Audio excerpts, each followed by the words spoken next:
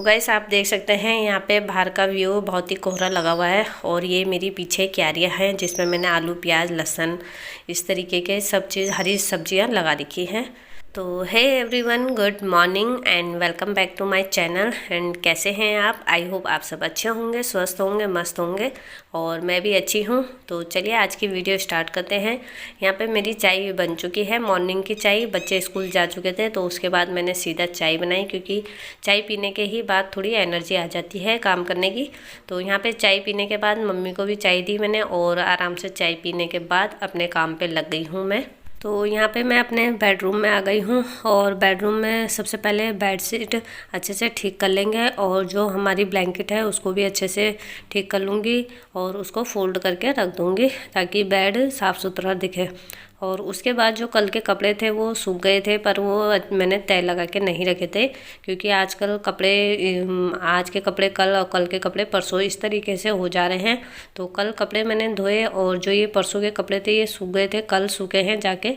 तो उसके बाद मैंने सोचा इनको मॉर्निंग में अच्छे से तय लगा के इनको इनकी जगह पे रख दूँगी, क्योंकि सामान जब इधर उधर फैला रहता है तो पूरा घर बेकार दिखता है। और जो ये छोटे छोटे चीज़ें होती है ना, छोटे छोटे काम होते हैं घर के, तो उसी से ही हमारा घर साफ़ सुथरा लगता है अगर हम उनको अच्छे से ऑर्गेनाइज करके रखें। तो यहाँ पे फटाफट से सभी कपड़ों को अच्छे से तय लगा दूँगी और जिनके कपड़े जिस रूम में रहते हैं उन्हें वहाँ रख दूँगी। तो ये मम्मी के कपड़े भी हैं तो इसमें फटाफट से तय लगा के मम्मी के रूम में रख दूँगी। और यहाँ पे कुछ सामान नीचे भी फैला हुआ था जो मतलब बच्चों ने इधर उधर रख देते, स्कूल से आके बैग वैग भी रख देते इधर। और रावत जी भी दिल्ली गए थे तो वहाँ से आने के बाद उनका बैग भी यहीं पे रखा हुआ था, क्योंकि मेरा जो छोटा बेटा है उसका बैग मतलब वो बैग नहीं ले गया है वहाँ, तो ये बैग एक्स्ट्रा है। तो रावत जी इधर उधर ट्रैवल करते हैं तो उनको मैं ये बैग यूज़ करने के लिए दे देती हूँ। जैसे 1-2 दिन के लिए जाते हो तो उसमें अपने टावल वावल ले जा लेते हैं। तो बस वो बैग मैंने अच्छे से खाली कर दिया है और जो टावल थे वो ब्रश व्रश थे उनके, तो वो मैंने निकाल के रख दिए हैं और बैग को अच्छे से संभाल के रख दिया है ताकि दोबारा वो यूज़ पे आ सके।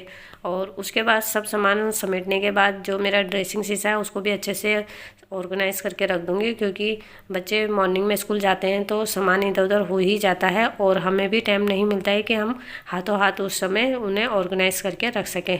तो यहाँ पे बच्चों के जाने के बाद ही सब सामान मैं अच्छे से समेटती हूँ ताकि सब चीज़ अपनी जगह पे रहेंगी तो वो हमें ईज़िली मिल जाएगी। तो ड्रेसिंग के बाद मैं आ गई थी बच्चों के कंप्यूटर टेबल के सामने और कंप्यूटर टेबल भी अच्छे से साफ़ कर लूँगी। जो बच्चों की बुक्स इधर उधर फैली हुई हैं उनको भी अच्छे से ऑर्गेनाइज़ कर दूँगी और उनको एक सामने इकट्ठा करके रखूँगी ताकि बच्चों को प्रॉब्लम ना हो अपनी बुक्स ढूंढने में।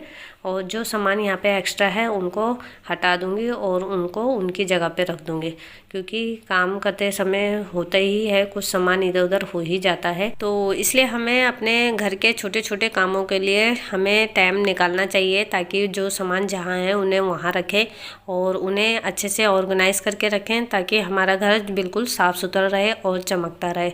तो बस इन्हीं आदतों से मैं अपने घर को साफ़ सुथरा रखती हूँ और चमका के रखती हूँ।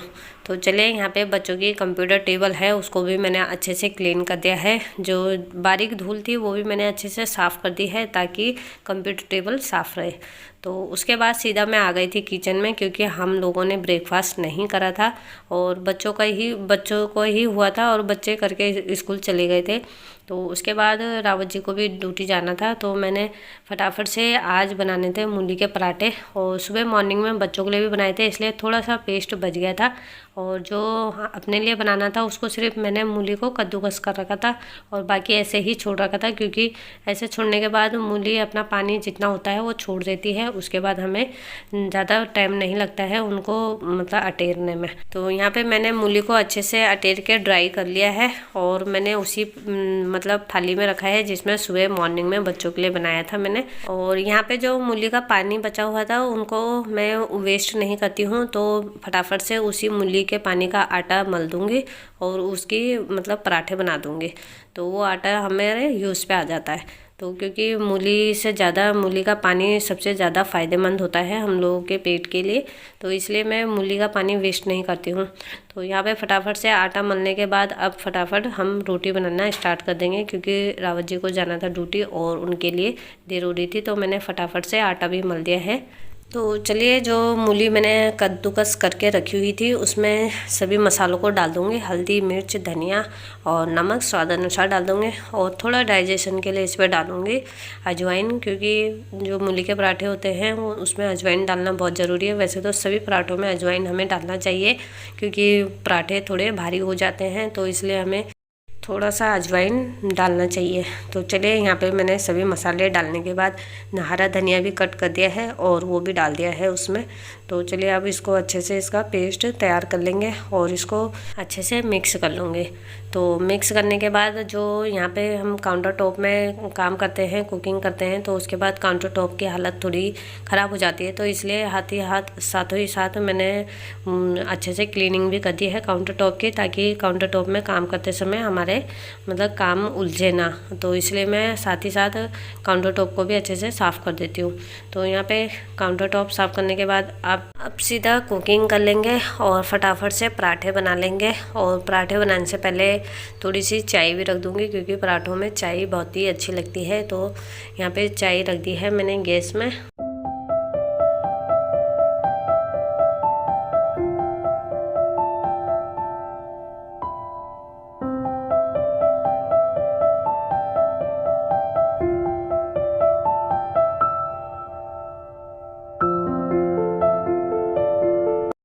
तो चलिए, फटाफट से मैंने यहाँ पे 2 रोटी बेल ली है पहले। और 2 रोटी बेलने के बाद तो एक रोटी में मैंने जो मूली का पेस्ट बनाया था वो अच्छे से रख दिया है, ताकि दूसरी रोटी को उसके ऊपर रख दूँगी।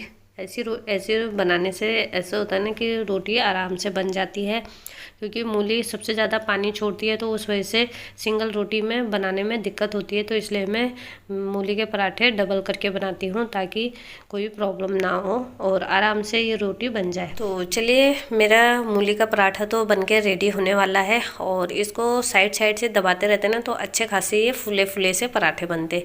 तो इसलिए मैं इसी डबल रोटी करके बनाती हूँ, ताकि जो ये पराठे हैं ना फूले फूले बने, और बनने के बाद बहुत ही टेस्टी होते हैं। तो चलिए, इसी तरीके से सभी रोटियों को बना लूँगी। और सबसे पहले मम्मी को बोल दिया था मैंने कि रोटी खाने आ जाओ, क्योंकि रावत जी अभी नहाने गए थे और उन्होंने कहा था पहले आप सभी रोटी बना लो, उसके बाद दोनों बैठ के खा लेंगे। तो यहाँ पे मैंने मम्मी को बोल दिया है और वो आएंगे और उन्हीं को सबसे पहले रोटी खिला दूँगी, और उसके बाद सभी रोटी बना लूँगी, तब हम दोनों एक साथ ही खाएँगे। तो यहाँ पे मम्मी के लिए रोटी बन के रेडी हो गई है, और यहाँ पे अपने लिए और रावत जी के लिए भी रेडी कर दूँगी। तो चलिए, यहाँ पे मैंने सभी पराठे बना दिए हैं, और जो थोड़ा बहुत आटा बच जाता है उसको फ्रीज में लगा दूँगी, क्योंकि दिन में भी काम आ जाता है आटा, क्योंकि चावल के साथ रोटी भी खा ही लेते हैं।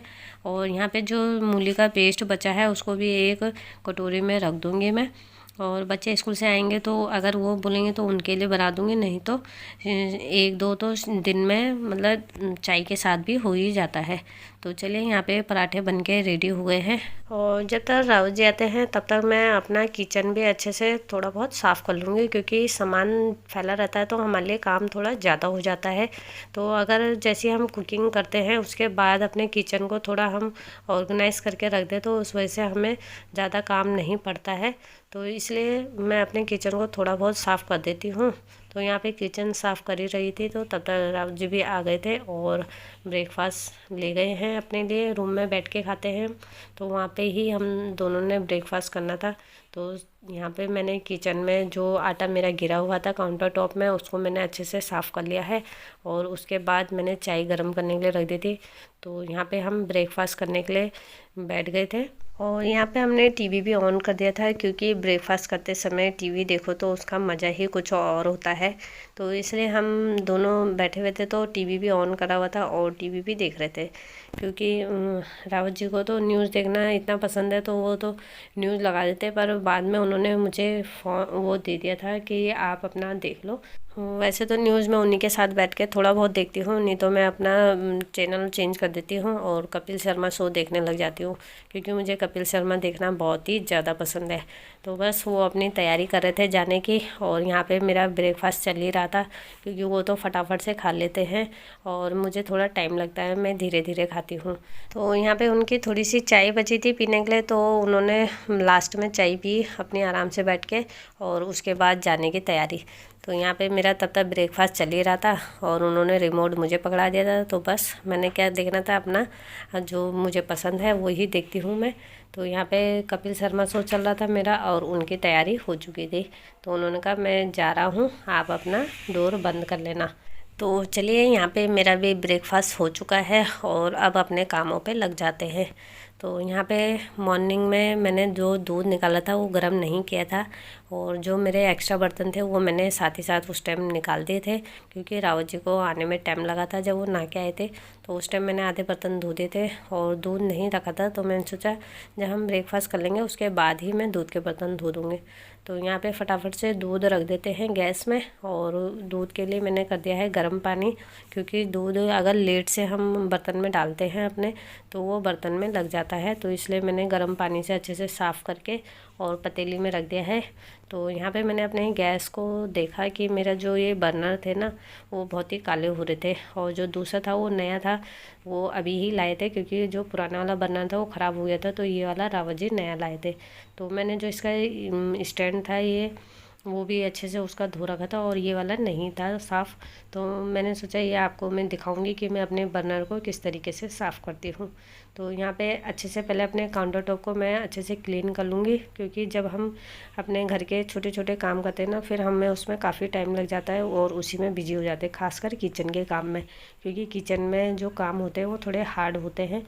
तो इसलिए पहले अपना एक्स्ट्रा काम जो डेली काम होता है उसको कर लेंगे, उसके बाद जो हमें एक्स्ट्रा काम करना होता है उसको अच्छे से तब करेंगे ताकि हमें टाइम हमारा ख़राब ना हो। तो इसलिए मैंने किचन में अपने सब काम निपटा दिए थे और काउंटर टॉप को भी अच्छे से क्लीन कर दिया था। और अब बारी जो आती है मेरे गैस की, ये जो बर्नर है उसको अच्छे से क्लीन करना है और जो ये गैस का स्टैंड है उसको भी अच्छे से साफ़ करना है। तो इसको साफ़ करने के लिए मैंने ये हार्पिक का यूज़ किया है और इसमें हार्पिक डालने के बाद ब्रश की मदद से इसको अच्छे से रगड़ लेंगे, क्योंकि जब भी हम इसको इससे रगड़ते हैं तो इससे अच्छे से इसकी क्लीनिंग हो जाती है और जो इसके छेद होते हैं वो भी अच्छे से खुल जाते हैं और ये बिल्कुल साफ़ भी हो जाता है। तो यहाँ पे मतलब इतना करने के बाद थोड़ा अच्छी सी थोड़ी बहुत क्लीनिंग हो गई थी। तो आप देख सकते हैं पहले कितना काला हो रखा था और उसके बाद जब मैंने इसको अच्छे से हार्पिक से साफ़ किया तो बहुत कई हद तक ज़्यादा ये साफ़ हो चुका था। तो बस देखने में मुझे बहुत ही बढ़िया लगा कि हाँ मैंने जो काम किया है वो मेहनत रंग लाई है। और उसी तरीके से मैंने अपने ये स्टैंड को भी अच्छे से साफ़ किया।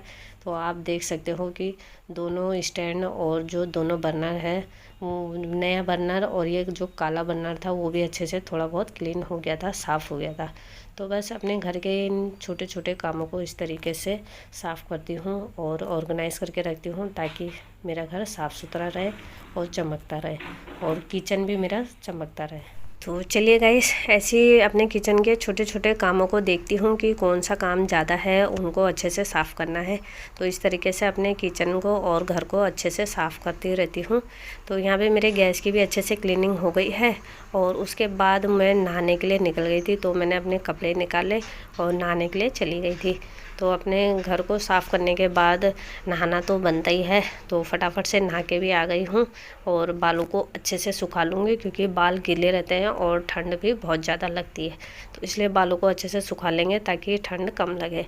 और नहाने के बाद अपने हाथ पैरों में मॉइस्चराइज़र लगा लूँगी, क्योंकि मॉइस्चराइज़र लगाने के बाद हाथ पैर थोड़े फटते नहीं हैं और जल्दी जो फटे होते हैं वो जल्दी रिकवर हो जाते हैं। तो यहाँ पे मैंने बालों को अच्छे से साफ़ कर लिया है और टॉवल को रख दूँगी बाहर, थोड़ा सूख जाएगा धूप में। तो चलिए गाइस, यहीं पे अपनी वीडियो को एंड करूँगी। और अगर आपको मेरी वीडियो थोड़ी सी भी पसंद आए तो लाइक, शेयर और सब्सक्राइब करना बिल्कुल ना भूलें। और जो मेरी वीडियो में नए हैं और जिन्होंने अभी तक मेरा चैनल सब्सक्राइब नहीं किया है तो प्लीज़ मेरे चैनल को सब्सक्राइब करें और लाइक करें। तो चलिए गाइस, यहीं पे वीडियो को एंड करते हैं और मिलते हैं नेक्स्ट वीडियो के साथ। तब तक के लिए बाय बाय, टेक केयर।